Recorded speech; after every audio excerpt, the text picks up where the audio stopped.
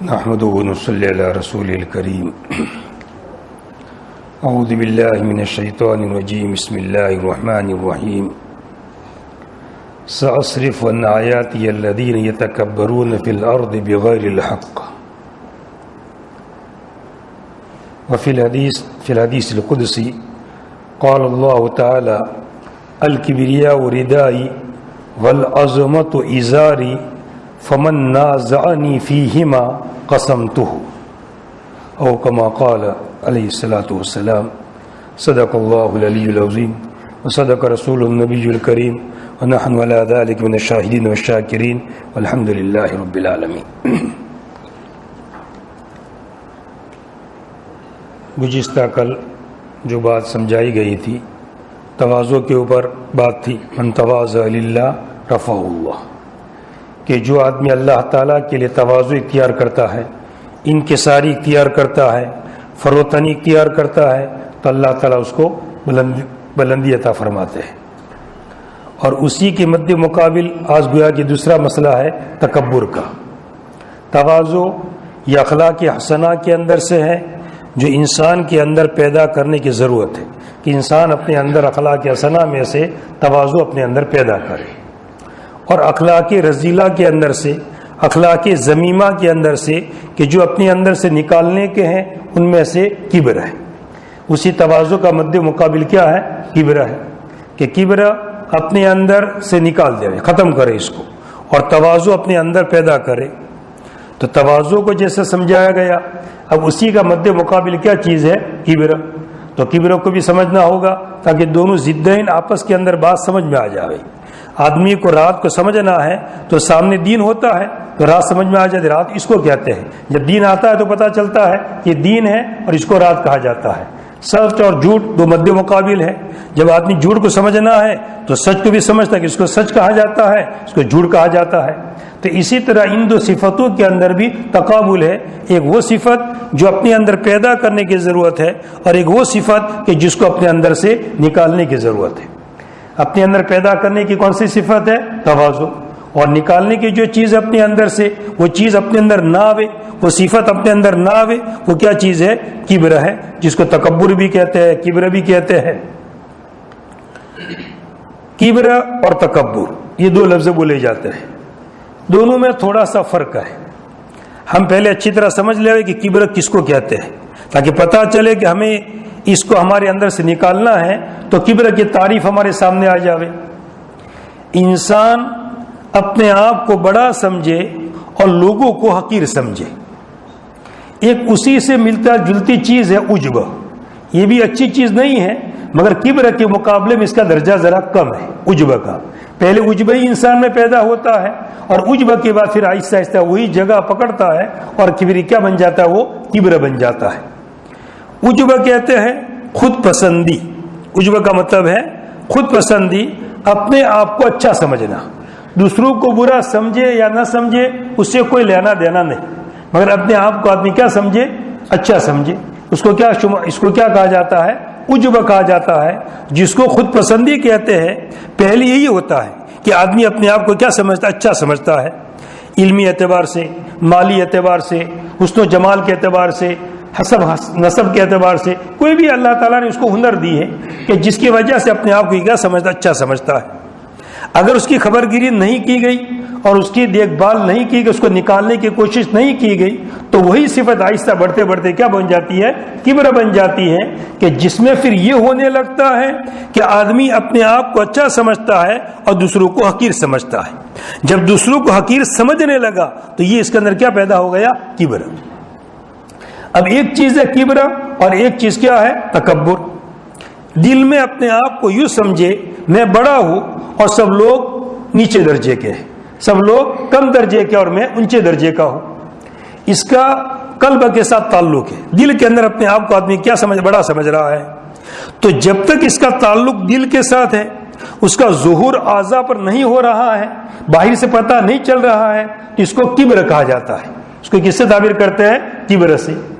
مگر وہی کبر کہ جس نے دل میں جگہ پکڑ لی ہے اور اپنے آپ کو بڑا سمجھ رہا ہے، اب آہستہ آہستہ یہ ہوتا ہے کہ اس کا ظہور اعضاء سے ہونے لگتا ہے. چلنے میں ذرا اٹک مٹک کر کے شان و شوکت کے ساتھ چلتا ہے، کپڑے ذرا ایسے پہنتا ہے کہ جس سے پتہ چلتا ہے کہ اس میں تکبر بھرا ہوا ہے۔ تو جب اس کا ظہور اعضاء کے اندر ہونے لگا، اس کا ظہور لباس کے اندر ہونے لگا، اس کا ظہور بول چال میں ہونے لگا، اس کا انداز ذرا بولنے کا ایسا ہے کہ پتہ چلتا ہے کہ اپنے آپ کو کیا سمجھ رہا ہے، بڑا سمجھ رہا ہے، تو پھر اس کو کیا کہا جاتا ہے؟ تکبر کہا جاتا ہے۔ جب تک دل کے اندر تھا اس کو تعبیر کیا جاتا ہے کبر کے ذریعے سے، اور جب اس کا ظہور اعضاء پر ہونے لگتا ہے اور باہر ایسی چیزیں ہونے لگتی ہے کہ جس سے پتہ چلتا ہے کہ آدمی اپنے آپ کو کیا سمجھ رہا ہے، بڑا سمجھ رہا ہے، تو اس کو کس سے تعبیر کیا جاتا ہے؟ تکبر سے۔ یہ بڑا خطرناک مرض ہے، بلکہ اس کو ام الامراض کہا گیا ہے، تمام بیماریوں کی جڑ ہے۔ بعض بیماریاں ایسی ہوتی ہیں جیسے جسمانی بیماریاں ہوتی ہیں، ایسے روحانی بیماریاں بھی ہوتی ہیں۔ جسمانی بیماریوں کے اندر بعض بیماریاں تو ایسی ہوتی ہے کہ آدمی کو جلدی سے اس کا پتہ چل جاتا ہے کہ مجھے فلاں بیماری لگی ہے، اور اس کا علاج معالجہ کیا جاتا ہے، آدمی کو ٹھیک ہو جاتا ہے۔ مگر بعض جسمانی امراض ایسے ہوتے ہیں کہ آدمی کو جلدی اس کا احساس نہیں ہوتا ہے، بلکہ وہ بیماری جب اچھی طرح جگہ پکڑ لیتی ہے اور جسم کے اندر گھوم جاتی ہے، پورے جسم میں پھیل جاتی ہے، پورے پیٹ میں پھیل جاتی ہے، پھر پتہ چلتا ہے کہ اس کو یہ بیماری ہے، اب لا علاج بیماری ہو جاتی ہے۔ جیسے آج کل گویا کہ کون سا مسئلہ چلتا ہے؟ کینسر کا مرض۔ یہ کینسر کا مرض ذرا ایسا ہی ہے، انسان کو جلدی سے پتہ نہیں چلتا ہے، کوئی نہ درد ہوتا ہے نہ کوئی تکلیف ہوتی ہے، ایسا کچھ احساس نہیں ہوتا ہے، کبھی معمولی ہو گیا تو آدمی کو توجہ نہیں دیتا ہے کہ ایسا کبھی کبھی تو ہوتا رہتا ہے۔ اب وہی کینسر کا مرض جب بڑھتا رہتا ہے، اندر اندر اپنا کام کرتا رہتا ہے، اس کے ذرات جو ہے، اس کے جو جراثیم ہیں، یہ بڑے خطرناک جراثیم ہوا کرتے ہیں، ایسے خطرناک جراثیم ہیں کہ اگر گرم توے پر اس کو ڈالا جاوے تو وہ جراثیم بھی ختم نہیں ہوتے۔ اسی لیے آپ نے دیکھا ہوگا کہ جو کینسر کا علاج کیا جاتا ہے تو کتنی خطرناک دواؤں کے ذریعے سے کیا جاتا ہے تو اس کے بال بھی گر جاتے ہیں، معلوم ہے سب آپ اس کو جانتے ہیں کہ اس کے بال گر جاتے ہیں جسم کے اوپر سے، اسی تیزی کا اثر ہے کہ اتنی تیز خطرناک دوا دی جاتی ہے اس کے بال بھی جسم سے کیا ہو جاتے ہیں؟ گر جاتے ہیں۔ وہ خطرناک جراثیم ہوتے ہیں، اس کو مارنے کے لیے بڑا خطرناک زہر استعمال کرنا پڑتا ہے۔ تو جیسے کینسر کا مرض جسمانی امراض کے اندر سے ہے، شروع میں پتہ نہیں چلتا، اور جب پورے پیٹ میں پھیل گیا، پورے عضو میں پھیل گیا، اب ڈاکٹر کے پاس آدمی جاتا ہے، اب آدمی کہتا ہے ڈاکٹر کے لا علاج بیماری ہے، ابھی تو پھیل چکا ہے، اس کا کوئی علاج نہیں ہے۔ تو اسی طرح روحانی امراض کے اندر سے بڑا خطرناک مرض ہے کبر، تکبر، اس کو ام الامراض کہا گیا ہے۔ اور دنیا کے اندر جو سب سے پہلے گناہ ہوا یہ تکبر ہی کا گناہ ہوا، کہ جب جیسے میں نے گزشتہ کل بھی کہا تھا کہ آدم علیہ السلام کے سامنے سجدہ کرنے کے لیے کہا گیا، سب کو کہا گیا تھا، فرشتوں کو، تمام مخلوقات کو کہا گیا تھا، تو جنات نے سجدہ، جو جناتوں میں سے جو ایک فرد ہے، ایک شخص تھا جناتوں ہی کی قسم کے اندر سے کہ جس کو شیطان کہا جاتا ہے، اس نے سجدے سے انکار کر دیا، اور کیا کیا؟ اس نے تکبر کیا۔ یہ سب سے پہلے اس نے تکبر کیا اور یوں اور حجت بازی کرنے لگا کہ میں تو اعلیٰ درجے کا ہوں، میں تو آگ سے پیدا کیا گیا ہوں، یہ آدم علیہ السلام تو مٹی سے پیدا کیے گئے ہیں، میں ان کے سامنے کیسے استدعا کروں؟ تو یہ اپنے آپ کو اس نے کیا سمجھا؟ بڑا سمجھا۔ اس بڑا سمجھنے کا نتیجہ یہ ہوا کہ اس کو راندی درگاہ کر دیا، اللہ تعالیٰ اس کو کیا کر دیا؟ نکال دیا۔ اس لیے تکبر یہ بہت بڑا مرض ہے، اور اس کا آدمی کو احساس بھی نہیں ہوتا ہے۔ کسی کو بھی آپ پوچھ لیں گے کہ ایسا سے بڑا تکبر کرنے والا ہوگا، مگر آپ اس سے پوچھیں گے کیا تیرے اندر تکبر ہے؟ کیا تو متکبر ہے؟ کبھی کوئی نہیں کہے گا کہ میں متکبر ہوں، کبھی بھی کوئی آدمی اقرار کرنے کے لیے تیار نہیں ہوتا ہے۔ مگر یہ مرض ایسا خطرناک ہے، جب آدمی اندر جگہ پکڑ لیتا ہے تو پھر اس کا نکالنا بڑا مشکل ہو جاتا ہے، اس کا پہچاننا بھی مشکل ہوتا ہے۔ بعض دفعہ تو آدمی الفاظ تو بولتا ہے تواضع کے، مگر حقیقت کے اندر اس تواضع کے الفاظ نہیں ہے، بلکہ اندر کیا بھرا ہوا ہے؟ تکبر بھرا ہوا ہے۔ جیسے ہم اپنا تعارف کراتے ہیں تو کیا کہتے ہیں؟ بندے ناچیز، بندے حقیر، ایسے الفاظ بولتے ہیں، اور وہی الفاظ اس کے سامنے لوٹا دیے جاوے اور اس کے یہ اچھا اب بندے ناچیز ہے، اب بندے حقیر ہے، اور پھر اس کے چہرے کی شکل دیکھی، اس کی صورت دیکھی کہ کیسا چہرہ اس کا بدلتا ہے۔ وہ خود اپنے آپ کو بندے ناچیز کہہ رہا تھا، بندے حقیر کہہ رہا تھا، مگر جب ہم نے اس کو کہا اے بندے حقیر، اے بندے ناچیز، تو اس کے چہرے پر کیا ہے؟ گویا کہ چہرہ بدلنے لگا، اس کے چہرے پر نشانات بل پڑنے لگے۔ وہ اس لیے کہ یہ یوں کہہ کر کے اپنے آپ کو جو کہہ رہا تھا کہ میں بندے ناچیز، بندے حقیر، گویا کہ لوگوں کو یوں کہہ رہا ہے تم مجھے یوں کہو کہ نہیں تم بندے ناچیز نہیں ہو، تم بندے حقیر نہیں ہو بلکہ تم کیا ہو؟ بڑے علامہ ہو، بڑے عالم ہو، بڑے مفتی ہو، بڑے حافظ ہو، بڑے شیخ ہو۔ یہ کہلوانے کے لیے وہ کہہ رہا تھا، وہ اپنے آپ کو حقیر نہیں سمجھ رہا تھا، وہ اپنے آپ کو ناچیز نہیں سمجھ رہا تھا، مگر لوگ مجھے جب میں یہ کہوں گا کہ میں بندے ناچیز ہوں، بندے حقیر ہوں، کمزور ہوں، ایسے الفاظ کہوں گا تو سامنے والا کیا کہے گا کہ نہیں اب تو ایسے نہیں ہے، ماشاءاللہ اب تو بڑے علامہ ہے، بڑے شیخ ہے، بڑے حدیث کے استاد ہے، یوں کہے گا۔ تو یہ کہلوانے کے لیے کہہ رہا ہے۔ اب یہ تکبر کا ایسا مرض ہے، اس کو خود کو احساس نہیں ہے اور اندر کیا بھرا ہوا ہے؟ تکبر بھرا ہوا ہے۔ اس لیے اپنے آپ کو اس تکبر کے مرض سے بچانا بہت زیادہ ضروری ہے، ورنہ اگر یہ جگہ پکڑ لے گا تو آہستہ آہستہ یہ جو کافرین جو کفر کرتے ہیں یہ تکبر ہی کی وجہ سے کفر کرتے ہیں۔ جو اللہ تعالیٰ کو نہیں مانتے ہیں تو اس کی اصل وجہ کیا ہے؟ کفر، تکبر ہے۔ اپنے آپ کو بڑا سمجھتے ہیں، ہم اللہ تعالیٰ کے سامنے کیوں سجدہ کریں، ہم اللہ تعالیٰ کے سامنے کیوں جھکیں، اس سے اپنے آپ کو بڑا سمجھ کر وہ کیا کرتے ہیں؟ کفر کرتے ہیں۔ تو تکبر ایسی چیز ہے جو کہاں تک پہنچا دیتا ہے؟ کفر تک۔ جیسے شیطان نے تکبر ہی کیا اور نتیجہ کیا نکلا؟ اللہ تعالیٰ کا حکم نہیں مانا۔ جب بھی آدمی اللہ تعالیٰ کا حکم نہیں مانے گا تو آدمی کیا بن جائے گا؟ کافر بن جائے گا۔ اللہ تعالیٰ کو کوئی بھی حکم ہو، کسی بھی حکم کا انکار کر دینا، چاہے نماز کا ہو، زکات، کوئی بھی حکم ہو، اللہ تعالیٰ نے حکم دیا اور یوں کہہ دینا یہ اللہ تعالیٰ کا حکم نہیں، اس کا انکار کر دینا، یہ آدمی کو کہاں تک پہنچا دیتا ہے؟ کفر تک پہنچا دیتا ہے۔ اس لیے اپنے آپ کو کس سے بچانا ہے؟ تکبر کے ذریعے، تکبر سے اپنے آپ کو بچانا ہے۔ اب وہ حدیث جو میں نے گزشتہ کل جو پڑھی تھی کہ جو شخص اللہ تعالیٰ کے لیے تواضع اختیار کرتا ہے تو اللہ تعالیٰ اس کو کیا عطا کرتے ہیں؟ بلندی عطا کرتے ہیں۔ اور اسی حدیث کے اندر دوسرا ٹکڑا یہ بھی ہے کہ جو تکبر کرتا ہے وضع اللہ تعالیٰ اس کو کیا کر دیتے ہیں؟ پست کرتے ہیں۔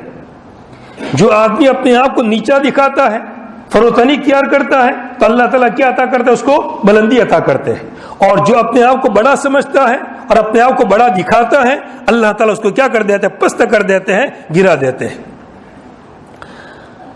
اب ایک آیت میں نے صاحب کے سامنے جو تلاوت کی کہ جس میں تکبر کی خرابی اور تکبر ناجائز چیز ہے، بہت سارے آیتیں کلام اللہ کے اندر، مثلا ایک آیت یہ ہے اِنَّهُ لَا يُحِبُّ الْمُسْتَكْبِرِينَ کہ بے شک اللہ تعالیٰ تکبر کرنے والوں کو پسند نہیں کرتے ہیں، کہ جو بھی آدمی میں تکبر ہوتا ہے اس سے اللہ تعالیٰ محبت نہیں کرتے ہیں، اس سے اللہ تعالیٰ کو کوئی تعلق نہیں۔ اور یہ آیت دوسری جو میں نے تلاوت کی سَأَصْرِفُ عَنْ آيَاتِيَ الَّذِينَ يَتَكَبَّرُونَ فِي الْأَرْضِ بِغَيْرِ الْحَقِّ ان قریب میں میرے احکامات سے الگ کر دوں گا ایسے لوگوں کو جو زمین کے اندر ناحق تکبر کرتے ہیں، ان کو تکبر کرنے کا کوئی حق نہیں ہے اور اوپر سے کیا تکبر کرتے ہیں، ان کو میرے احکامات سے، میری آیت سے ان کو کیا کر دوں گا؟ پھیر دوں گا۔ اور دوسری آیت میں یہ کہا گیا ہے کہ جو آدمی جو عنید ضدی ہوتا ہے، جبار، جو سرکش ہوتا ہے، اس کے دل پر مہر لگا دی جاتی ہے، تکبر کے دل پر مہر لگا دی جاتی ہے۔ ایک حدیث میں ذکر کیا گیا، فرماتے نبی کریم صلی اللہ علیہ وسلم کہ جس کے دل میں رائے کے برابر ایمان ہوگا یہ آدمی جنت میں چلا جائے گا، اور جس کے دل میں رائے کے برابر کبر ہوگا یہ آدمی کہاں چلا جائے گا؟ جہنم میں جائے گا۔ تو مطلب کیا نکلا؟ کبر اور ایمان یہ دو چیزیں جمع نہیں ہو سکتی ہیں، لیکن آپ حدیث میں یہ فرماتے ہیں کہ رائے کے برابر بھی ایمان ہوگا، تھوڑا بھی ایمان ہوگا یہ آدمی کہاں جائے گا؟ جنت میں۔ اور دوسری طرف آپ نے یہ فرمایا کہ اگر اس کے دل کے اندر رائے کے برابر بھی کبر ہے تو یہ آدمی کہاں جائے گا؟ جہنم میں۔ جس کا مطلب یہ نکلا کہ ایمان اور کبر یہ دو چیزیں جمع ہو ہی نہیں سکتی۔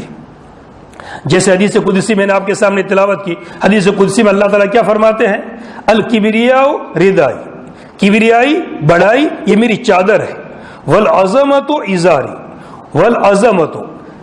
ترویحہ کے اندر ایک دعا پڑھی جاتی ہے جو آپ حضرات سب پڑھتے ہوں گے، سبحان ذی الملک والملکوت، سبحان ذی العزت والعظمت، یہ لفظ ہے والعظمت، ذا کے اوپر کیا ہے؟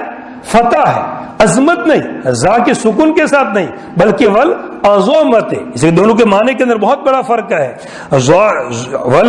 عین کے بعد کیا ہے؟ ذا آتا ہے تو ذا پر کیا پڑھا جائے گا؟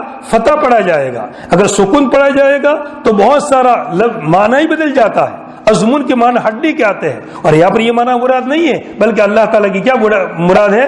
عظمت، اللہ تعالیٰ کی بڑائی مراد ہے۔ تو عظمتن ذا کے پر کیا پڑھا جائے گا؟ فتح پڑھا جائے گا۔ تو یہاں بھی وہی لفظ ہے والعظمت ازاری، اور عظمت اللہ تعالیٰ کی بڑائی یہ میرا ازار ہے۔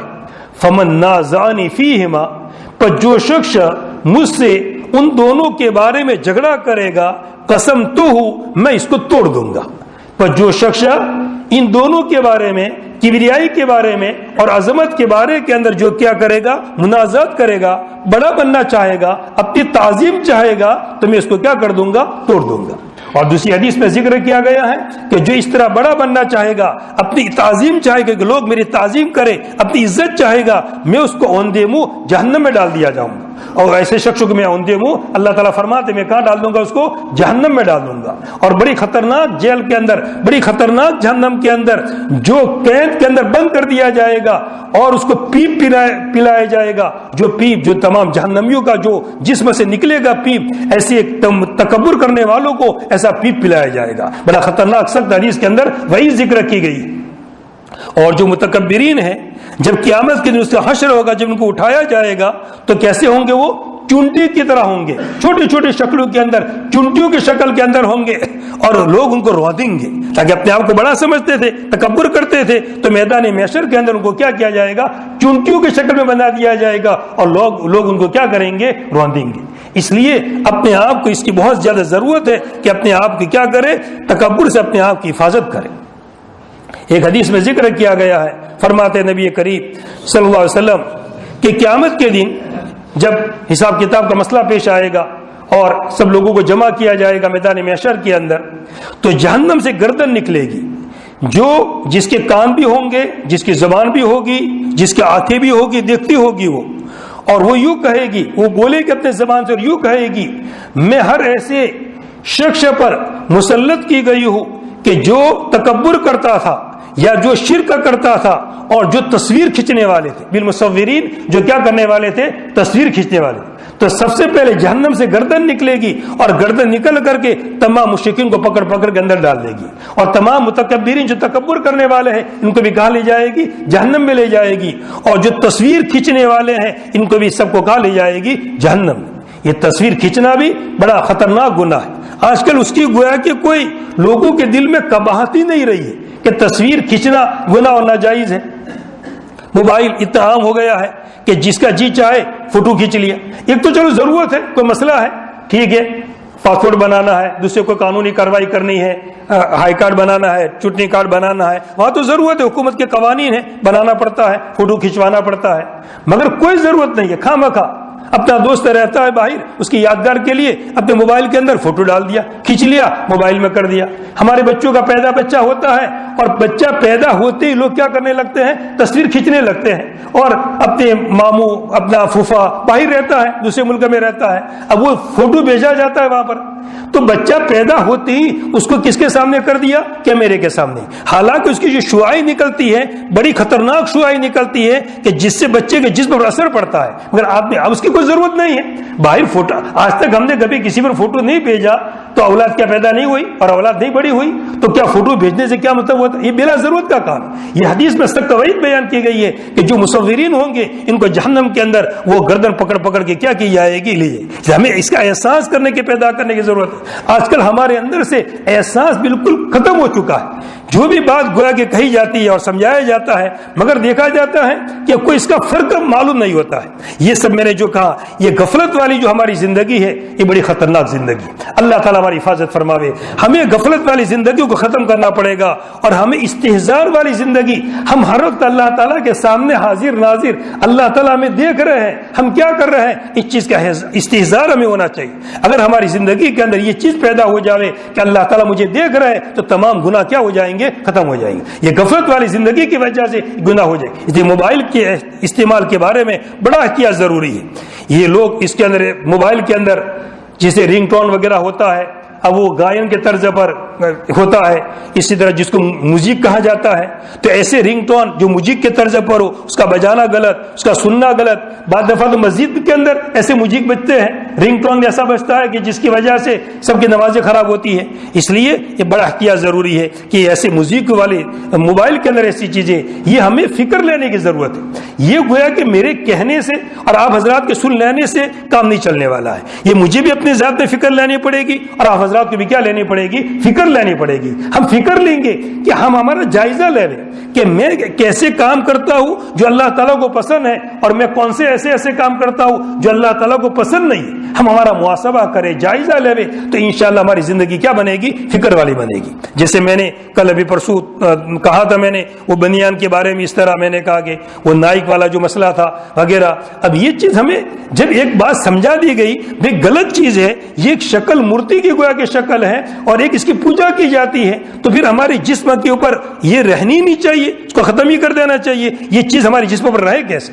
یہ ذرا سوچنے کی چیز ہے کہ ہماری زندگی میں تبدیلی, آج یہ میرا اور آپ حضرات کا مسئلہ نہیں ہے, یہ پوری دنیا کا مسئلہ ہے, پورے عالم کے اندر یہ ہے. جیسے میں نے پہلے دن بھی کہا تھا کہ مسلمان اپنے آپ کو کیا سمجھتے ہیں؟ ایک قوم سمجھتے ہیں. یہ بہت ہی غلط چیز ہے. ہم یہ قوم نہیں ہیں, ہم تو اللہ تعالیٰ کے بندے ہیں اور جو احکامات اللہ تعالیٰ نے دیے ہیں ہم اس کے پابند ہیں. دنیا ہمارے لیے کیا ہے؟ قید خانہ. خود حدیث میں کہہ دیا گیا الدنیا سجن المؤمن, دنیا مومن کے لیے کیا ہے؟ قید خانہ ہے. اس کو تو اسی طرح چلنا پڑے گا جیسے اللہ تعالیٰ نے احکامات دیے ہیں, تھوڑا بھی ادھر ادھر نہیں کر سکتا ہے. دنیا کافروں کے لیے جنت ہے, وہ جو چاہے کرے, کوئی قانونی پابندی نہیں ہے. اور ہمارے پر تمام قانونی پابندیاں ہیں, لباس کے اعتبار سے, رہن سہن کے اعتبار سے, چال ڈال کے اعتبار سے, ماں باپ کے حقوق کے اعتبار سے, بیوی کے حقوق کے اعتبار. شریعت نے بچہ پیدا ہوا اور بچے کے پیدا ہونے سے لے کر کے موت تک ایک ایک حکم کو واضح کر دیا ہے. بچے کو کیسے رہنا ہے, بڑے کو کیسے رہنا ہے, اس کے بعد احکامات کیا ہے. کوئی چیز شریعت نے مخفی رکھی نہیں ہے. یہ اسلامی کی خصوصیت ہے کہ جس نے ایک ایک چیز کی کیا کر دی ہے؟ رہبری کر دی ہے. اس لیے ابھی جو کہ ہماری جو بات چل رہی ہے یہ کس کے اوپر؟ تکبر کے اوپر, کہ اپنے آپ کے اندر سے کیا نکالنے کی ضرورت ہے؟ بڑا سمجھنا. گویا یہ اللہ تعالیٰ کے احکامات پر نہ چلنا, میں تو یہی سمجھتا ہوں کہ یہ آدمی کے اندر تکبر ہے. وہ اسی لیے اللہ کے حکموں کو کیا سمجھتا ہے؟ کم درجے کا سمجھتا ہے. جب ایک اللہ تعالیٰ کا حکم ہمارے سامنے آ گیا, میرا مولا یہ کہہ رہا ہے, میرا مالک مجھے یہ کہہ رہا ہے, تو سیدھا مجھے جھک جانا چاہیے اور اللہ تعالیٰ کے سامنے فروتنی اختیار کرنی چاہیے. ان احکامات کو مجھے کیا کرنا چاہیے؟ عمل کرنا چاہیے. اس لیے ہمارے اندر یہ احکامات پر نہ چلنا, میں تو یہ سمجھتا ہوں کہ کس کا شعبہ ہے؟ تکبری کا شعبہ ہے. ایک بڑا ایک اللہ کا حکم سامنے آ گیا, منادی نے اذان دے دی, اب مسجد میں آنے کا کیا مطلب؟ ایک کہنے والے نے کہہ دیا یہ چیز غلط ہے, پھر بھی ہم کرتے چلے جاوے, اس کا کیا مطلب ہے؟ یہ بہت ہی غلط چیز ہے. اللہ تعالیٰ میری بھی حفاظت فرماوے اور تمام حضرات کا اللہ تعالیٰ کیا فرماوے. یہ مجالس کا مقصد ہی یہ ہے کہ میری زندگی صحیح بن جاوے اور آپ تمام حضرات کی بھی زندگی کیا بن جاوے؟ صحیح بن جاوے. اگر یہ مجالس سے یہ چیز ہو رہی ہے, اگر میری بھی زندگی میں کچھ اصلاح ہو رہی ہے, آپ حضرات کی بھی اگر کچھ اصلاح ہو رہی ہے, تو مجالس کا فائدہ ہے. اور اگر سب سننا میں نے سنا دیا, کچھ کہہ دیا اور آپ حضرات نے سن لیا اور چلے گئے, نتیجہ کچھ نہیں, تو کوئی مطلب نہیں. یہ مجلس ٹھیک ہے, ایک علمی فائدہ ہو گیا, مگر جو اصل قلب کی اصلاح ہے وہ اصل چیز ہے. جب تک قلب کی اصلاح نہیں ہوگی وہاں تک ہمارا کام نہیں بنے گا. تو ہمیں کس سے اپنے آپ کو بچانا ہے؟ تکبر سے اپنے آپ کو بچانا ہے. اچھا, اب تکبر کی تعریف کے اندر ذرا اچھی طرح بات واضح ہو جاوے. تکبر کس کو کہ اس کو ایک مثال سے واضح کیا گیا ہے. متکبر شخص, اس کی مثال دی اور سمجھایا ہے. ایک پہاڑ کے اوپر ایک شخص ہے, اونچا پہاڑ ہے, وہ اوپر کھڑا ہے. اب وہ جو اوپر پہاڑ پر کھڑا ہے وہ نیچے والے لوگوں کو کیسا دیکھے گا؟ چھوٹے چھوٹے نظر آئیں گے. بہت آدمی اونچی جگہ چڑھ جائے تو اوپر والا شخص نیچے والوں کو دیکھے گا تو کیا سمجھے گا؟ وہ چھوٹے چھوٹے لوگ ہیں. اور یہ نیچے والے لوگ اس کو اوپر کو دیکھیں گے تو کیسا سمجھیں گے؟ بڑا کہ چھوٹا؟ نیچے والے جو اوپر کو دیکھیں گے تو ان کو کیسا نظر آئے گا؟ بتائیے آپ حضرات. بڑا نظر آئے گا؟ چھوٹا نظر آئے گا نا. وہ بڑا اوپر جو ہے وہ نیچے کو کیا سمجھ رہا ہے؟ حقیر سمجھ رہا ہے, سب کو چھوٹا چھوٹا دیکھ رہا ہے. یہ نیچے والے بھی اس کو کیا سمجھ رہا ہے؟ چھوٹا.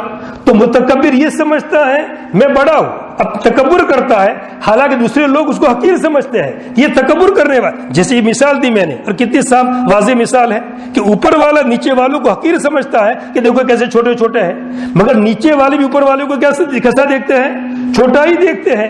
تو یہ تکبر کرنے والے کی یہ مثال ہے کہ متکبر اپنے آپ کو بڑا سمجھتا ہے, یوں سمجھتا ہے کہ میں کچھ ہوں, مگر جس کو پتا ہے کہ یہ تکبر کرنے والا ہے اس کی لوگوں کی نگاہ میں کوئی عزت نہیں ہوتی ہے, کوئی لوگ اس کی عظمت نہیں کرتے ہیں. ٹھیک ہے, ظاہری اس کا دیکھ بھال اور ظاہری شوشا کر دے تاکہ لوگ اس کو برا نہ کہیں, باقی دل میں اس کی کوئی عظمت نہیں ہوتی. اصل تو تعلق عظمت کا کس کے ساتھ ہے؟ دل کے ساتھ. جیسے ابھی ہم ایک دفعہ حضرت مولانا قمر الزمان صاحب صورت میں تشریف لائے تھے ہوائی فلائٹ سے، حضرت باہر سے آ رہے تھے تو ہم استقبال میں وہاں فلائٹ کے پر ہم گئے تھے حضرت کو لینے کے لیے. تو اسی دن ایک بڑا آفیسر بھی کوئی آ رہا تھا ملک کا، اپنے صوبے کا شاید وزیر اعلیٰ ہی تھا یا پتہ نہیں کون تھا، کوئی بڑا آفیسر تھا، وہ بھی آ رہا تھا. اب اس کے عظمت میں اکرام کے اندر سب پولیس سب چوکندہ برابر کھڑی ہے، مگر وہ جو ظاہری کھڑا رہا، اور ہم بھی حضرت کے استقبال میں کھڑے تھے، ہم بھی بڑی محبت سے حضرت سے مل رہے تھے. ایک ہماری بھی فوج تھی، ایک ان کی بھی فوج تھی، مگر ان کی فوج کیسی تھی؟ خالی ظاہری قانونی پابندی، کچھ نہیں. اور جو ہمارا اکرام وہ دیکھ رہے تھے، حتیٰ کہ انہی لوگوں کے اندر سے ایک آدمی چپکے سے بوتل، پتہ نہیں کہاں سے بوتل بھرا اور حضرت کے پاس چپکے سے آ کر گھس گیا اور آ کر حضرت سے دم کروا دیا. تو ان کا بڑا آدمی آ رہا ہے، اس کی فکر اس کو نہیں پڑی ہے، اور کس کے پاس آ رہا ہے؟ حضرت کے پاس آ رہا ہے. اور کیا کر وہ پانی کیا ہے پڑوا رہا ہے کہ مجھے پانی پڑھ لیجئے. تو یہ دل سے عظمت، گویا کہ وہ بڑے آفیسر ذمہ داری وہاں پر اس کی ڈیوٹی وہاں لگی ہوئی ہے، مگر وہ کام نہیں کرتا ہے. کس کے پاس آ کر کھڑا ہے؟ بڑے بزرگ کے پاس. تو یہ محبت کس نے ڈالی اس کے دل میں؟ حالانکہ کبھی حضرت کو دیکھا نہیں اس نے، اور شاید نام ہی نہیں سنا ہوگا اس نے کبھی، مگر اس کے دل میں یہ تقاضا کیسے پیدا ہوا کہ میں حضرت سے کیا کرا دوں؟ پانی پڑا دوں. یہ ہم ہی کو دیکھا کہ اتنے لوگ آئے ہیں، یہ کچھ بڑے بزرگ ہوں گے تو ہی تو ایسا ہوگا. یہ اس کے دل میں وقت، یہ محبت کس نے ڈالی؟ یہ اللہ تعالی نے ڈالی. تو اصل یہ ہوتا ہے کہ محبت اور دیر عظمت کا تعلق کس کے ساتھ ہے؟ دل کے ساتھ. جیسے حدیث میں بھی ذکر کیا گیا، اللہ حدیث قدسی ہے، اگر کوئی شخص اللہ تعالیٰ سے محبت کرتا ہے اور اللہ تعالیٰ کے احکامات پر چلتا ہے، صحیح کام کرتا ہے جو بھی اللہ کے احکامات ہے، تو اللہ تعالیٰ جبریل علیہ السلام کو بلاتے اور کہتے ہیں میں فلاں شخص سے محبت کرتا ہوں، تم بھی اس سے کیا کرو؟ محبت کرو. پھر اس کے بعد جب اسلام پورے آسمانوں میں اعلان کر دیتے ہیں کہ فلاں شخص سے اللہ تعالیٰ محبت کرتے ہیں، میں بھی محبت کرتا ہوں، اور تم لوگ بھی کیا کرو؟ اس سے محبت کرو. تمام فرشتے اس سے کیا کرنے لگتے ہیں؟ محبت کرنے لگتے ہیں. حتیٰ کہ وہ محبت دنیا میں اتار دی جاتی ہے اور لوگ اس سے کیا کرنے لگتے ہیں؟ محبت. اب کتنے بزرگ، جیسے میں نے کل کتنے واقعات بیان کیے، تو مولانا قاسم صاحب، مولانا ارشد احمد صاحب وغیرہ کتنے واقعات بیان کیے. اب ان تمام بزرگوں کو ہم نے دیکھا بھی نہیں کبھی، اور کبھی ہم نے سنا بھی نہیں ہے، مگر جب ان کا نام آتا ہے تو ہمارے دل میں کیا ٹپکتی ہے؟ ایک محبت کا جذبہ ٹپکتا ہے. کیوں؟ ان کے دین پر چلنے کی وجہ سے، اللہ تعالیٰ سے محبت کرنے کی وجہ سے. تو ہمیں بھی یہ کام کرنا ہے کہ جس سے گویا کہ اللہ تعالیٰ کے احکام پر ہم چلنے والے بن جاوے، تو لوگوں کے دلوں میں اللہ تعالیٰ کیا ڈال دیں گے؟ محبت ڈال دیں گے. اچھا، تو یہ میں نے متکبر کی مثال دی. جیسے وہ دوسروں کو حقیر سمجھتا ہے تو لوگ بھی اس کو کیا سمجھتے ہیں؟ حقیر ہی سمجھتے ہیں. کوئی اس کو بڑا، وہ ٹھیک ہے اپنے آپ کو بڑا سمجھتا رہے، مگر لوگ اس کو کوئی عزت بھی نہیں کرتا ہے اور کوئی بڑا نہیں سمجھتا ہے. اچھا، اب تکبر کے اعتبار سے ایک آدمی 20 سال کا ہے اور ایک آدمی 5 سال کا ہے، تو 20 سال والا اپنے آپ کو کیا سمجھے گا؟ بڑا سمجھے گا، اور 5 سال والوں کو کیا سمجھے گا؟ وہ چھوٹا سمجھے گا. مگر 5 سال والوں کو چھوٹا سمجھتا ہے تو کیا اس کو حقیر سمجھتا ہے؟ وہ بڑا کیوں سمجھتا ہے اپنے آپ کو؟ اس لیے کہ عمر میں بڑا ہے اور یہ عمر کے اندر کیا چھوٹا ہے، مگر حقیر نہیں سمجھتا ہے. تو ایک ہے اپنے آپ کو اکمل سمجھنا، اور ایک ہے اپنے آپ کو کیا سمجھنا؟ افضل سمجھنا. اپنے آپ کو اکمل سمجھنا یہ تکبر نہیں ہے، اور اپنے آپ کو کیا سمجھنا؟ افضل سمجھنا یہ تکبر ہے. مثلا ایک آدمی مالدار ہے، ایک غریب ہے، تو مالدار اپنے آپ کو کیا سمجھے گا؟ مالداری تو سمجھے گا، وہ تھوڑا یوں کہے کہ میں غریب ہوں. اللہ نے مال دیا تو مالداری کہے گا وہ.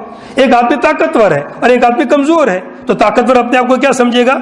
طاقتور سمجھے گا، اور کمزور اپنے آپ کو کیا سمجھے گا؟ کمزور. تو یہ تو فرق کس کی وجہ سے؟ ایک اللہ تعالیٰ کی نعمت کی وجہ سے. مگر آدمی مالدار یہ سوچے کہ مال کس نے دیا ہے؟ اللہ تعالیٰ نے دیا ہے. اللہ تعالیٰ کے مال دینے کی وجہ سے میں مالدار ہوں. یہ قوت مجھے کس نے دی ہے؟ اللہ تعالیٰ نے دی ہے. اللہ تعالیٰ کی قوت دینے کی وجہ سے میں کیا ہوں؟ مالدار ہوں. تو اکمل سمجھنا الگ چیز ہے، اور اپنے آپ کو افضل سمجھنا یہ الگ چیز ہے. افضل سمجھنا یہ کیا ہے؟ تکبر ہے، کہ فلاں حقیر ہے، فلاں غریب ہے، فلاں نیچے درجے کا ہے اور میں اونچے درجے کا ہوں. یہ غلط چیز ہے. اور اللہ نے مجھے مال دیا ہے، جیسے خود حدیث میں ہے، فرماتے نبی کریم صلی اللہ علیہ وسلم انا سید ولد آدم. اب کیا فرماتے ہیں؟ انا سید ولد آدم، میں آدم کی اولاد کا سردار ہوں. مگر فوراً کیا فرماتے ہیں آگے؟ ولا فخر. آگے فوراً کیا فرماتے ہیں؟ انا سید ولد آدم ولا فخر، میں آدم کی اولاد کا سردار ہوں. مگر یہ کوئی فخر کی بات نہیں ہے، میں تکبر کے لیے نہیں کہتا ہوں، فخر کے لیے نہیں کہتا ہوں. ایک حقیقت تو میں ظاہر کر رہا ہوں. جیسے کوئی آدمی مالدار ہو اور کوئی اس سے پوچھے کہ آپ مالدار ہیں، تو یوں کہے گا وہ غریب ہے. وہ کیا ہے؟ مالدار ہوں، اللہ نے مجھے مال دیا، میں عالم ہوں. اور مجھے اگر کسی نے پوچھا کہ بھئی آپ عالم ہیں تو میں کیا کہوں گا؟ ہاں میں عالم ہوں، یہ کہوں گا. میں یہ کہنا کس کے لیے ہے؟ تعارف کے لیے ہے، اپنا پہچان کروانے کے لیے. میں اپنے آپ کو عالم سمجھ رہا ہوں اور بڑا سمجھ رہا ہوں، اس لیے نہیں کہہ رہا ہوں، بلکہ آدمی پوچھ رہا ہے، اب مجھے اس کا جواب تو دینا پڑے گا. جیسے آپ نے خود فرمایا کہ میں آدم علیہ السلام کے اولاد کا کیا ہوں؟ سردار ہوں، ولا فخر. اور یہ کوئی فخر کے لیے نہیں کہہ رہا ہوں، حقیقت جو بات ہے میں آپ کے سامنے کیا کر رہا ہوں؟ واضح کر رہا ہوں. تو اپنے آپ کو اکمل سمجھنا الگ چیز ہے اور اپنے آپ کو افضل سمجھنا الگ چیز. یہ سب میں فرق بتا رہا ہوں تاکہ اچھی طرح بات واضح ہو جاوے کہ تکبر کس کو کہتے ہیں، ہمارے اندر سے تکبر کس طرح نکالنا ہے، اس کی ہمیں گویا کہ فکر کرنا ہے. حضرت ذوالنون مصری رحمۃ اللہ علیہ، یہ بہت بڑے بزرگوں کے اندر سے ہے، جب ان کے سامنے کوئی ان کی تعریف کرتا تھا تو ہنستے تھے. وہ جب بھی ان کو کوئی تعریف کرے تو ہنستے تھے. وہ تو کسی نے پوچھ لیا کہ اس کا مطلب یہ نکلا کہ آپ کو اپنی تعریف کیا لگتی ہے؟ اچھی لگتی ہے کہ لوگ آپ کی تعریف کرتے تو آپ کیا کر رہے ہیں؟ ہنس رہے ہیں. تو حضرت ذوالنون مصری نے کیا فرمایا؟ یہ اصل بات جو ہمیں سننے کی ہے. حضرت نے کیا فرمایا؟ جب لوگ میری تعریف کرتے ہیں تو فوراً میں یہ سوچتا ہوں کہ یہ ہنر، مثلا میری علم پر تعریف کی کہ بڑے عالم ہیں، تو فوراً میں یہ سوچتا ہوں علم کس نے دیا؟ اللہ تعالیٰ نے دیا. تو تعریف کس کی ہو رہی ہے؟ اللہ تعالیٰ کی ہو رہی ہے.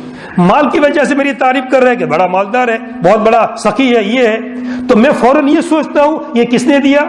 اللہ تعالیٰ نے. تو میری تعریف نہیں، حقیقت میں یہ تعریف کس کی ہو رہی ہے؟ اللہ تعالیٰ کی. اس لیے میں خوش ہوتا ہوں کہ چلو میرے مالک کی، میرے مولا کی کیا ہو رہی ہے؟ تعریف ہو رہی ہے. تو یہ گویا کہ اسنا گویا کہ اس لیے یہ آدمی فوراً جب بھی کوئی تعریف کرے تو فوراً توجہ کس کی طرف چلی جاوے؟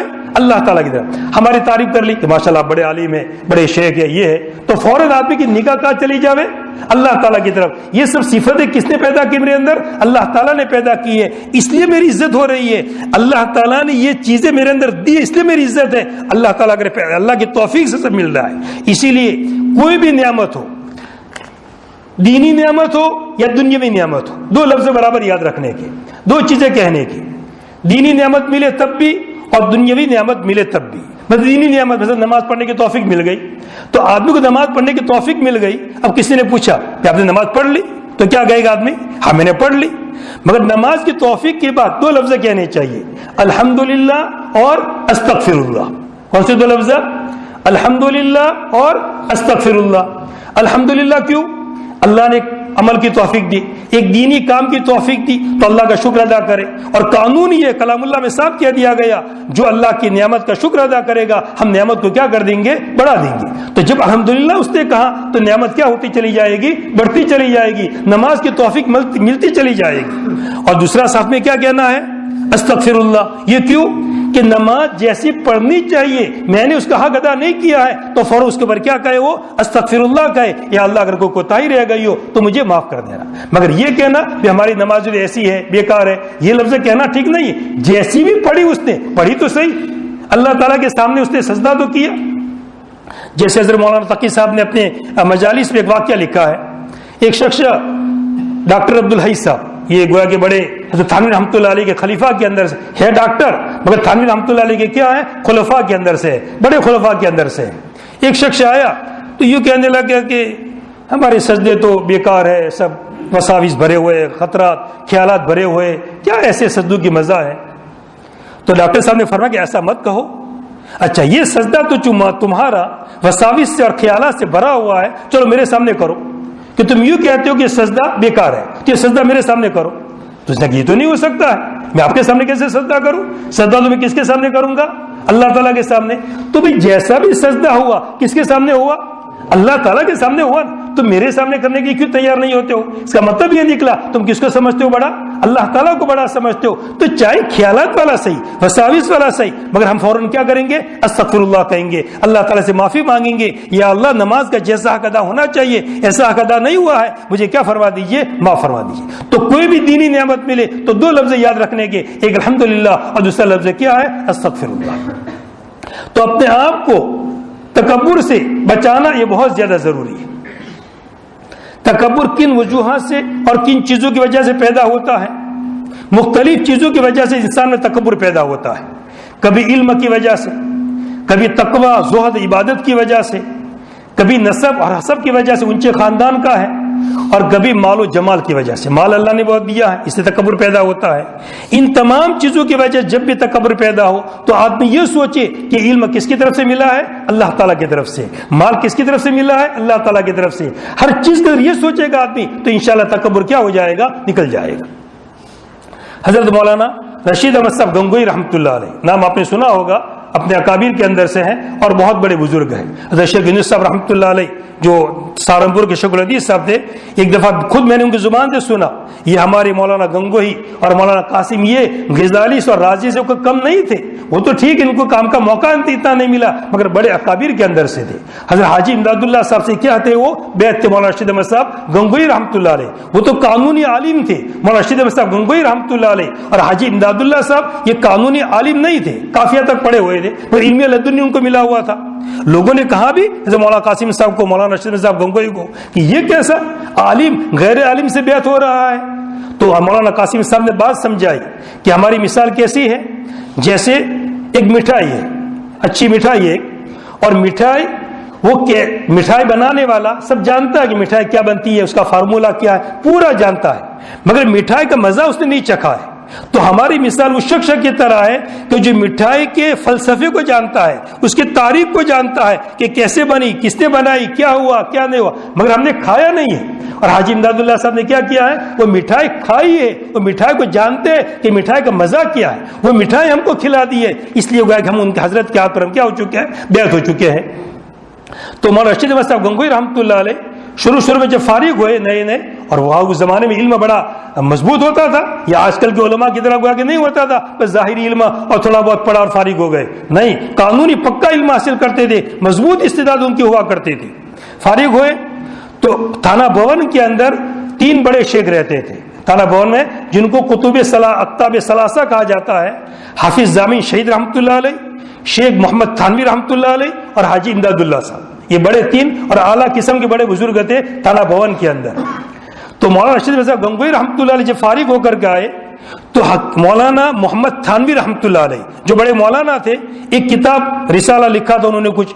تو مولانا گنگوئی رحمۃ اللہ علیہ نے رسالہ پڑھا، وہ تو اس میں کچھ علمی کچھ غلطی تھی، کچھ مسئلہ تھا کوئی. تو دیکھا کہ یہ مسئلہ انہوں نے ایسے کیسے لکھ دیا، یہ مسئلہ تو ایسا نہیں ہے. تو وہاں گنگو کے رہنے والے تھے، تو وہاں سے سفر کر کے کہاں پر آئے؟ تھانہ بھون آئے، اور کہا کہ ان سے بحث کروں گا، میں مناظرہ کروں گا، یہ بات کیسے لکھ دی ہے.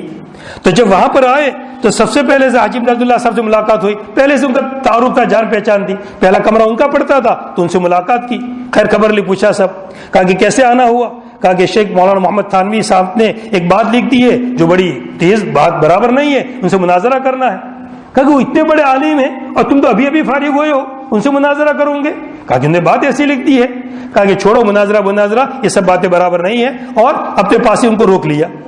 کہا کہ نہیں، بات غلط لکھ، تو سمجھا حضرت نے، حضرت حاجی امداد اللہ صاحب نے، اور اپنے پاس کیا کر لیا؟ روک لیا کہ باتیں ایسی برابر نہیں ہیں. حتیٰ کہ وہ اس ارادے سے آئے تھے، ارادہ ختم کر دیا، اور کتنے ایام حضرت کے پاس رہے؟ 40 دن حضرت کے پاس رہے. کتنے دن؟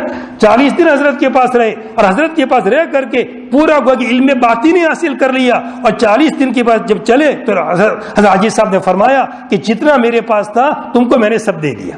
یہ اتنے بڑے ہوا کہ 40 دن کے اندر یہ علم جو ان کے پاس تھا یہ پورا کا پورا دے دیا. مگر ان کا بھی امتحان لیا گیا تکبر کے مسئلے میں. کیسے امتحان لیا گیا ذرا دیکھیے اچھی طرح. اکابر جو ہوتے ہیں، بڑے بزرگ ہوتے ہیں، وہ امتحان لے لیتے ہیں. حاجی امداد اللہ صاحب کے سامنے کھانا آیا. کھانے کے اندر حضرت مولانا گنگوئی رحمۃ اللہ علیہ کو کہہ دیا کہ آج تم ہمارے ساتھ کھانا کھاؤ گے، ایسا پہلے سے کہہ دیا. کھانا آیا تو کھانے میں کوفتہ، یعنی جس کو گوشت کہہ دیجئے، کوفتہ آیا اور دال آئی. تو جب 2 چیزیں آئی، کھانے میں کوفتہ اور دال آئی، تو مولانا گنگوئی رحمۃ اللہ علیہ کے سامنے حضرت نے، حاجی امداد اللہ صاحب نے دال اور روٹی ان کے سامنے کر دی، اور کوفتہ خود کھانے لگے، اپنے سامنے رکھ دیا. اس کے بعد یہ منظر ہو رہا تھا، اور حافظ ضامن شہید رحمۃ اللہ علیہ اتنے میں وہی رہتے تھے، وہ بھی تشریف لے آئے، اور یہ منظر دیکھا کہ ان کو تو دال اور روٹی دی ہے، اور حضرت خود کیا کھا رہے ہیں؟ کوفتہ اور روٹی کھا رہے ہیں. تو حافظ ضامن شہید رحمۃ اللہ علیہ نے فرمایا کہ ایسا کیوں، ان کو بھی ذرا کوفتہ دے دیجیے. تو حضرت حاجی امداد اللہ صاحب نے کیا فرمایا؟ یہ اصل سننا ہے. حاجی صاحب نے کیا لفظ فرمایا؟ حاجی صاحب نے یہ فرمایا، میری طبیعت تو یہ چاہتی تھی ان کو روٹی پر دال ڈال دوں اور یوں کہہ دوں کہ باہر جا کر کھاؤ، یہ میرے ساتھ بٹھا دیا، یہی غنیمت ہے۔ یہ بہت بڑا اکرام میں نے ان کو کر دیا کہ میرے ساتھ بٹھا دیا۔ میری طبیعت تو یہ چاہتی تھی کہ روٹی پر کیا ڈال دوں، دال ڈال دوں اور یوں کہو کہ باہر جا کر کے کھاؤ، یہ کہا۔ اور ان کے چہرے کی طرف دیکھ رہے تھے کہ ان کے چہرے کے اوپر کیا ادا ہوتی اور کیا گزرتی، وہ سب دیکھ رہے تھے۔ تو یہ لفظ کہا اور چہرے کا معائنہ کیا، دیکھا کہ کوئی چہرے پر اثر نہیں ہوا۔ تو پھر اس کے بعد ان کو خلافت دی اور خلافت دے کر کے پھر ان کو کیا کیا، روانہ کیا۔ جب خلافت دے کر کے روانہ کیا پھر گم کو حضرت چلے گئے۔ تو گم کو جانے کے بعد پھر بس وہی فکر، وہی رات دن، بس اللہ تعالیٰ کیسے راضی ہو جاوے، اور کوئی خط نہیں آیا۔ تو حاجی امداد اللہ صاحب نے خود خط لکھا کہ کیا بات ہے، ایک لمبا زمانہ ہو گیا، یہاں سے روانہ ہو گئے تم اور کوئی خط نہیں آتا ہے۔ تو کہا کہ معافی مانگی، خط وہ دیر ہو گئی مجھے، مگر میں اپنے گویا کی مشغولی میں تھا، خط نہیں لکھ سکا۔ مگر میری 3 حالتیں ہیں۔ کتنی حالتیں؟ 3 باتیں لکھی۔ ایک بات تو یہ لکھی کہ شریعت اور طریقت، شریعت یہ میری طبیعت بن گئی ہے۔ شریعت میری کیا بن گئی ہے؟ طبیعت۔ جیسے طبیعت کے تقاضے ہوتے ہیں، کھانا پینا استنجا، یہ سب طبیعت کے تقاضے ہیں، تو شریعت پر چلنا میری طبیعت بن گئی ہے۔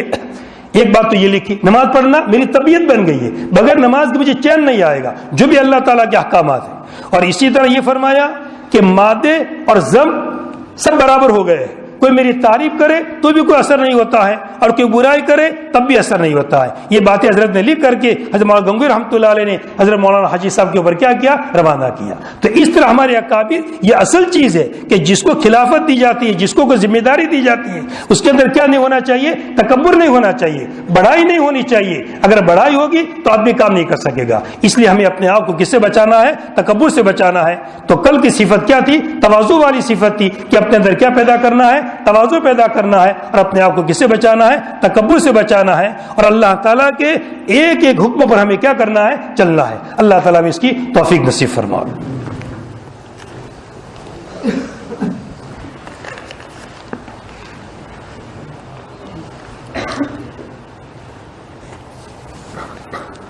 الحمد للہ رب العالمین، الحمد للہ رب العالمین، الرحمن الرحیم، الرحمن الرحیم، مالک یوم الدین، مالک یوم الدین۔ اللهم صل على محمد وعلى آل محمد كما صليت على إبراهيم وعلى آل إبراهيم إنك حميد مجيد۔ اللهم بارك على محمد وعلى آل محمد كما باركت على إبراهيم وعلى آل إبراهيم إنك حميد مجيد۔ اللهم صل على محمد النبي الأمي وعلى آله وسلم تسليما۔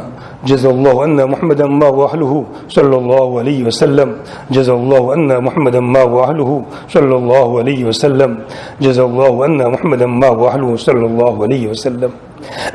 نستغفر الله الذي لا إله إلا هو الحي القيوم نتوب إليه، نستغفر الله الذي لا إله إلا هو الحي القيوم نتوب إليه، نستغفر الله الذي لا إله إلا هو الحي القيوم ونتوب إليه۔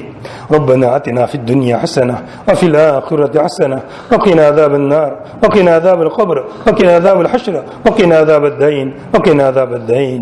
يا مقلب القلوب ثبت قلوبنا على دينك، يا مقلب القلوب ثبت قلوبنا على طاعتك، يا مصرف القلوب صرف قلوبنا على طاعتك، يا مصرف القلوب صرف قلوبنا على طاعتك۔ ربنا ظلمنا أنفسنا وإن لم تغفر لنا وترحمنا لنكونن من الخاسرين، ربنا ظلمنا أنفسنا وإن لم تغفر لنا وترحمنا لنكونن من الخاسرين۔ یا الہ العالمین، یا رب العالمین، ہمارے گناہوں کو معاف فرما دیجیے۔ اے میرے مولا ہمیں نیک اور صالح بنا دیجیے، متقی بنا دیجیے۔ اے میرے مولا جو اوصاف حمیدہ کا ذکر کیا جاتا ہے وہ ہمارے اندر پیدا فرما دیجیے۔ اے میرے مولا یہ اخلاق اور یہ اخلاق رذیلہ، اخلاق حسنہ، یہ صرف بیان کی چیز نہیں ہے۔ اے میرے مولا اصل تو اس کا تعلق قلب کے ساتھ ہے کہ ہمیں اخلاق حسنہ کے ساتھ مزین فرما دیجیے، اخلاق حمیدہ کے ساتھ مزین فرما دیجیے، اور اخلاق رذیلہ، اخلاق ذمیم ہمارے اندر سے نکال دیجیے۔ اے میرے مولا کبر کے بیان کرنے کی وجہ سے کوئی کبر سے آدمی پاک صاف نہیں ہو جاتا ہے۔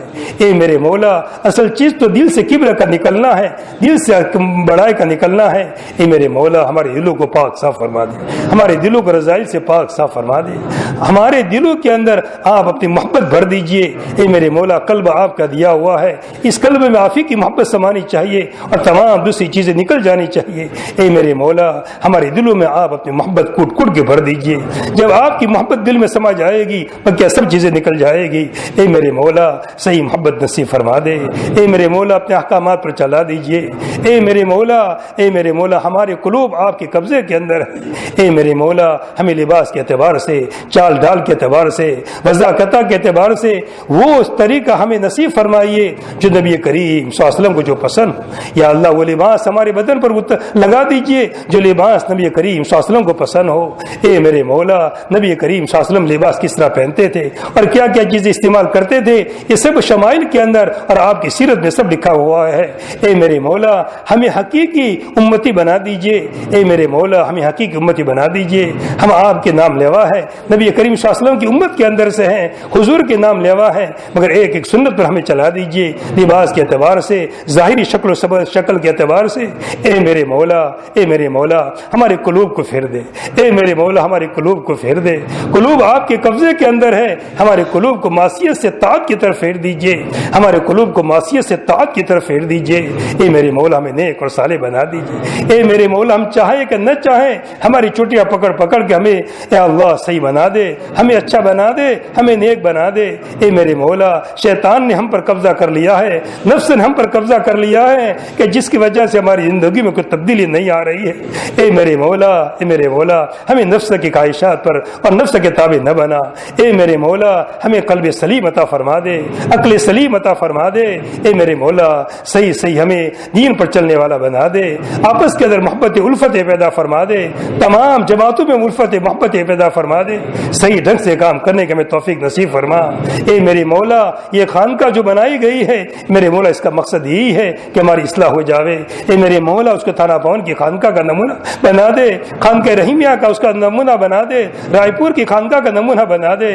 اے میرے مولا آپ ہی بنانے والے، ہر کوئی نہیں، ہماری کوئی طاقت نہیں ہے. اے میرے مولا میرے اندر کوئی حیثیت نہیں ہے. اے میرے مولا لیکن آپ کی طاقت بہت بڑی ہے. اے میرے مولا آپ چھوٹوں سے بھی کام لے سکتے ہیں. اے میرے مولا ہم سب سے کام لے لیجئے، ہم سب کو نیک اور صالح بنا دیجئے. ہمارے قلوب کو اے میرے مولا آپ کے احکام پر چلنے والا بنا دیجئے. نبی کریم صلی اللہ علیہ وسلم کی سنتوں پر ہمیں چلا دیجئے. اے میرے مولا نبی کریم صلی اللہ علیہ وسلم آخر تک امت کی فکر کرتے رہے اور بس اب تو یہ فکر تھی کہ میری امت جنت میں کیسے چلی جاوے اور جہنم سے کیسے بچ جاوے. میرے مولا آپ ہم حضور کے نام لیوا ہے.